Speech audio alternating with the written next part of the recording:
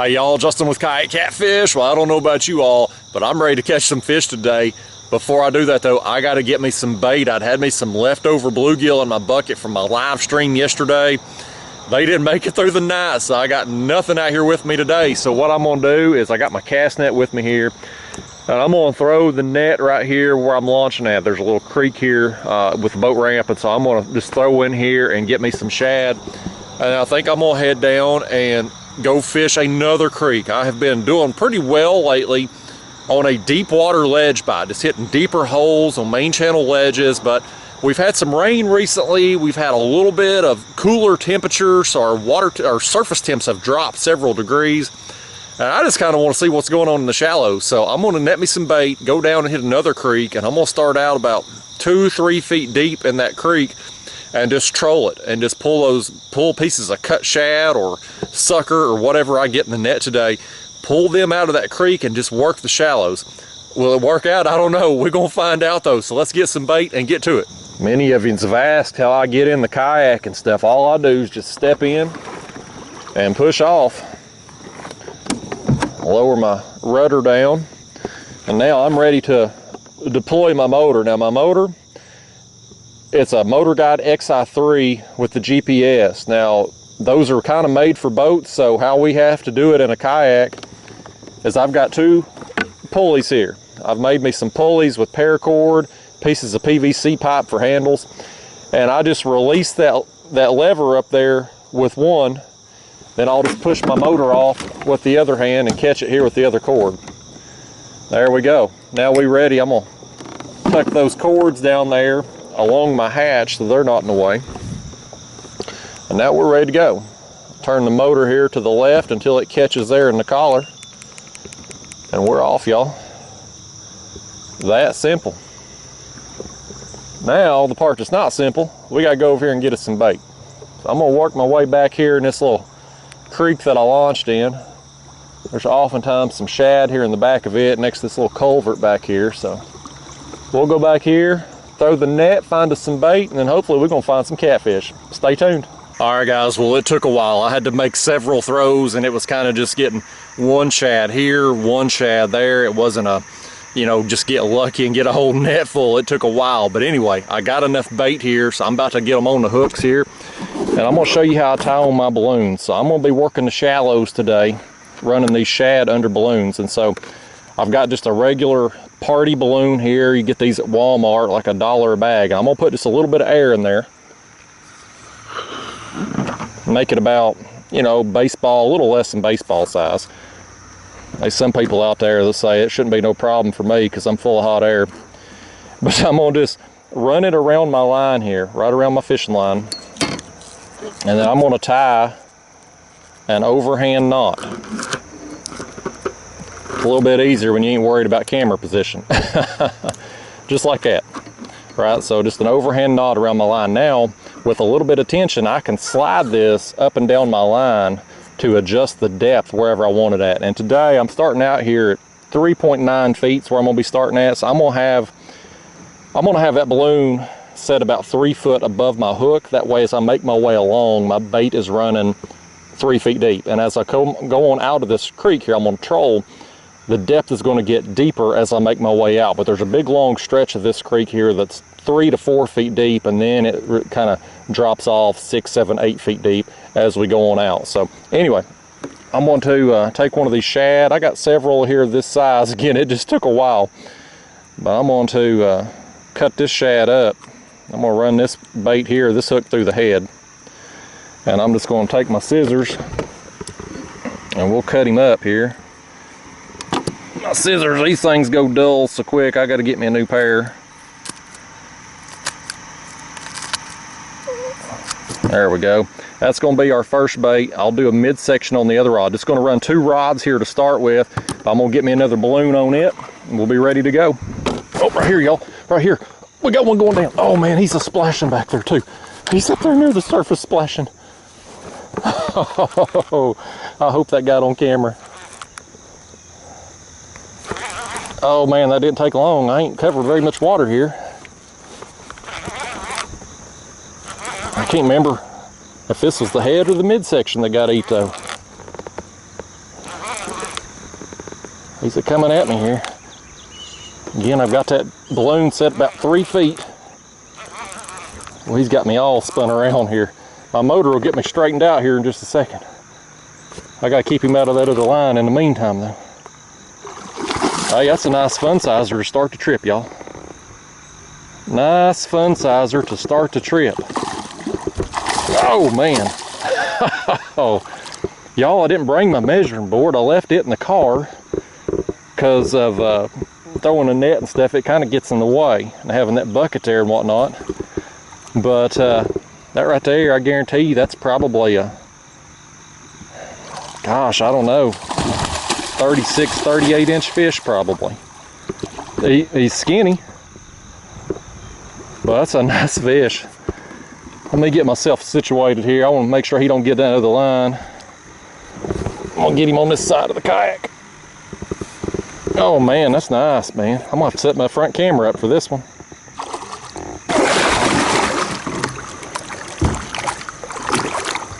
Oh, this thing's still wound up. This one ate the shad head, folks. There it is. Still getting it back too. We might reuse that thing. Let's bring that in, man. This fish, I'm telling you, it's skinny, but it's got some length to it. Get that hook out. That's what he ate, that shad head under the balloon. Let's hold this thing up. Look at that. That's probably really a 35, 36 inch fish right there, y'all. Nice. Man, he was fun. I glanced back as soon as that rod went down. He was thrashing up on the surface because in this shallow water they got nowhere to go but forward or back or to the surface. You know, they can't go down like when I'm fishing deep. So nice, man. That's awesome. Let me get some pictures with this other camera here. I'm trying to get dialed in on the position, and bear with me. All right, guys, one last look with him here. Gonna let it go. See you fishing. That was a good time. He gone. All right, I'm gonna cast this other bait back out. I'm just gonna reuse it because I mean it hadn't been out there long, and it still looks like it's in pretty good shape. So I got to readjust my balloon, get it back down there about that 3 foot mark. I still got my other bait going here. So y'all, what I did, I set my speed about a half a mile an hour and just working my way out of this creek. And as I'm moving along, as I'm trolling along, my bait's being pulled behind me. That cut bait's creating a scent trail. So as these fish come in here to eat shad and other bait fish, even if I don't pull my bait directly by them, when they pick up and when they swim by my scent trail, they can easily come find my bait. And I'm moving so slowly, it's going to trigger a bite if I do go by, and it's slow enough that they can come get it if they just get the scent trail. So I'm going to get this one back out here. I'm just going to start letting out some line here. My other one's still going. And I've got, I don't know if you can see that over my shoulder there, I've got 30 to 50 yards of line out. My lines, they're not real far behind me. Don't really need to put them out a long ways. So yeah, man, that was fun. Catching fish in the shallows like this is a good time. I didn't know, you know, I've been on a deep water bite lately for the last several weeks, but with our weather change and water condition change, I thought I'm just gonna come try the shallows out, just see what's going on back here. And so far, so good. Right here, here goes another one. Look at that one pulling, man. Oh man, oh, that's a pulling too, buddy. That's on the midsection this time.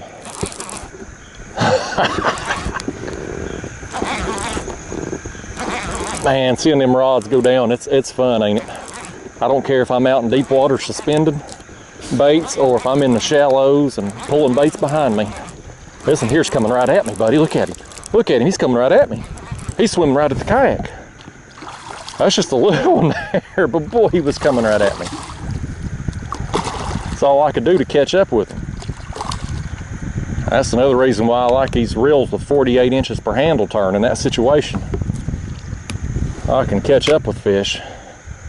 I tell you, you don't see me get that excited over a small fish like that very often, do you? But I tell you, you know, when that rod goes down under the balloon and they start swimming right at you, hell, you don't know how big it is till you get up here and get a look at it. These fish, it's just in the shallows, it's just a different kind of fight with these fish. And normally when I'm fishing deep, you know, it's straight up and down fight. They're just right under you. But in the shallows, they could go any which direction, forward, back, or come up and just thrash around the surface. It's exciting either way. I think this one here has thrown the bait off, so we'll put another piece of shad on here. Lower my balloon back down. Again, people have asked me, y'all, about I got water all over my glasses too. That fish got me. But he may have got you all too, I don't know. But I was saying, people have asked me in the comments before when I've done this balloon fishing about why I choose a balloon versus a float or a bobber. And quite honestly, it's a combination of things. First off, balloons are cheap. $1 will get you a pack of 50 or 100 or whatever there to Walmart, so they're much cheaper than a traditional float or bobber that's going to cost you a few dollars per float. The other thing is the storage. I'm in a kayak, storage space is at a premium. I can get a whole handful of those balloons and stick down in my tackle bag. They don't require any space. Whereas a large enough float or bobber that you need to be able to put a big piece of cut. I'm not using heavy baits out here today. The shad I'm using, you know, obviously small. But if I was using a big skipjack head or a white bass head or something like that that's got some weight to it, well, you need a larger float to be able to support that weight. And so those take up space, which is, again, at a premium here in the kayak. So that's why I prefer the balloons versus a traditional float or bobber. But what I really prefer right now is to stop talking and get me another piece of shad on here and catch us another one, because it's fun. All right, there's our next bait going out. Piece of shad. Oh man, here we go again, y'all. Here we go again. Oh, let me get that other rod holder. Y'all, it's been a while. I finished trolling out of this creek. Oh, he's back there thrashing around. Oh no, did he come through? No, he's still on there. He just starts swimming at me. I gotta catch up with him here. I trolled out of this creek. Finished trolling out of it, nothing more. Turned around, come back in it. Now I'm back here in 4 feet of water again and finally hooked up. It had been a long break between fish. Got another one here now though. He's wound. I was just thinking I'd get back down here and make the turn. I was gonna switch out my baits. I hadn't had no, you know, when you fish in shallows, oftentimes you get turtles and gar and stuff like that messing with your baits. I haven't had anything happening today. Nothing's messing with them. My baits have been down there just left alone. So unfortunately, they just ain't been very many catfish getting after them either. Up, up, up. All right, Mr. Blue Kitty. There he is. Old blue cat, old dink. Fun time in the shallows though. Let's get us another bait on. In fact, I may just go ahead and switch them both out right now. It's a good time to do it. Again, here we go. Oh man, oh man. That's pulling some drag, buddy. Oh, 4 feet deep here, y'all. You know, when I went out there toward the entrance of this creek where it gets deeper, I wasn't doing worth a flip, man. I couldn't get a bite. But back here in the shallows, that's where I'm getting hit at. We'll stick back here then. This thing fought hard. Now he's not hard fighting at all. He's coming at me here. Man, look at him just a-swimming. He's going to outrun the kayak here. Look at him go. He took off peel and drag, and then he come. Oh man, that's a larger dink right there. He just hit it so hard. Oh, gosh, it's fun, y'all. Man, I didn't know when that rod bent over and I picked up, he was pulling drag. I didn't know what I had, and then he turned and was coming at me. He's still fired up, man. He's not very big though. When you're doing this style of fishing here, they don't have to be big to have a good time. I'm gonna tire him out a little bit before I try to get hold of him. He's liable to act a fool here, try to put a hook in me. He's still going. Just a digging, man. These fish today, they're wound up. I'll show you here on my graph though, you can see 4.3 feet back here. I'm just working my way on back in here. There's a big stretch of 3 to 4 foot water. Shad all up in here, flipping, bait fish, whatnot. And these fish, we've had a, you know, I'm just tiring this fish out a second here. I'll show you, but you can see our water temps there, 76 degrees. And that's a little bit of a drop. They were, last week before we had that rain, they were 81, 82 degrees surface temp. So we had the rain, we had the drop in water temps.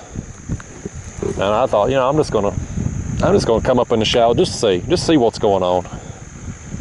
You don't know till you get back in here and just mess around to see if there's fish here or not. And clearly there's a few back here. All right, I'm gonna try to land this old devil here. This one's wound, buddy. He's still wound up, goodness. Easy fish, easy, easy. I'm gonna let you go, easy, easy.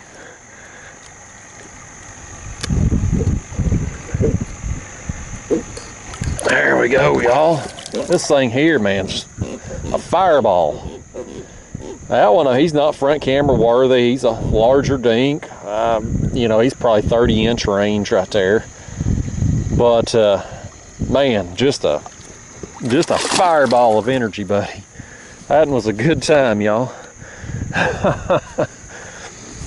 But yeah, guys, I'm just working this creek, just up and down. I went out there to the entrance of it, didn't do any good, turned around, come back, and now that I've gotten back here in these, you know, 4 foot depths or so, getting some fish, so I'm just gonna work my way on back here as far back as I can go, turn around, and then we'll go back out. And I'm just gonna keep working. As long as I'm getting bit and as long as I'm having a good time like I am with fish like that, I'm gonna keep doing it. Next bait going out, just a hunk of shad there.